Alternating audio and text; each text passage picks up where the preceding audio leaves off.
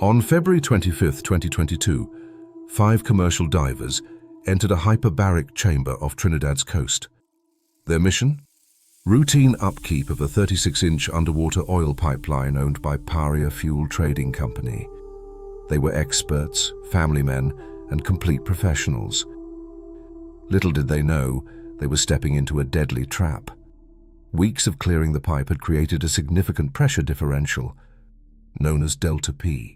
When the divers removed an inflatable plug, chaos erupted. A catastrophic vacuum formed, and in an instant, a terrifying vortex dragged all 5 men into the pitch-black, oil-slicked pipe, pulling them deep into the darkness.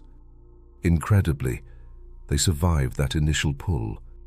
In the dark, they discovered cramped air pockets. Holding hands, they waited for rescue. 3 hours later, diver Christopher Boudram accomplished a near miracle. He inched through a narrow airspace above the sludge, escaping the oppressive darkness back to the pipe's entrance. A volunteer rescue team pulled him to safety. Boudram's message for Paria management was urgent and stark. The other 4 men were alive, praying, and they needed immediate help. Above the surface, families, local divers, and rescue teams gathered. They walked to the platform, leaning against the structure when they heard it, rhythmic tapping coming from deep within the metal pipe. The men were signaling, fighting for their lives. A team of elite local divers, including the son of one of the trapped men, stood ready at the deck, tanks secured, poised to dive in. Then, management intervened. What transpired in the following hours illustrated how ineffective corporate leadership can lead to tragedy. Instead of treating this as a life or death emergency, Paria officials opted for risk aversion.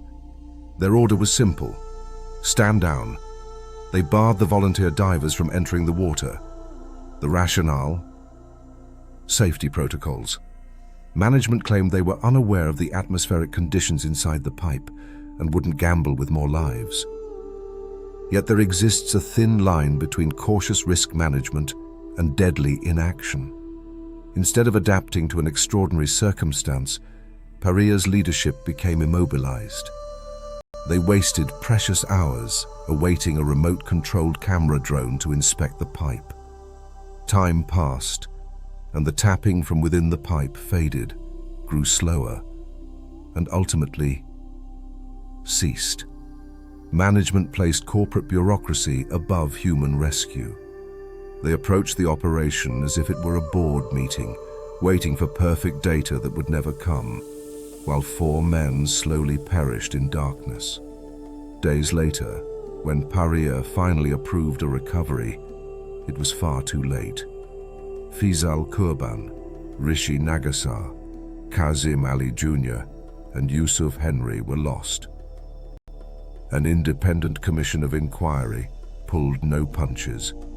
Their final report harshly criticized Paria's management for a level of inertia that's hard to fathom. It concluded that Paria effectively chose to allow the men to die under the guise of safety, suggesting prosecution for corporate manslaughter.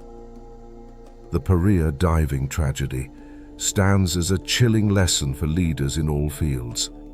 In times of crisis, protocol should never overshadow moral courage.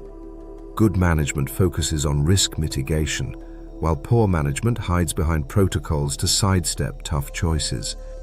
This forces us to confront a vital question. In that harrowing situation, who would you want making the decisions? Would you opt for a glossy CV brimming with accolades but minimal experience? Or choose someone a little less glossy, but with hands-on gritty experience?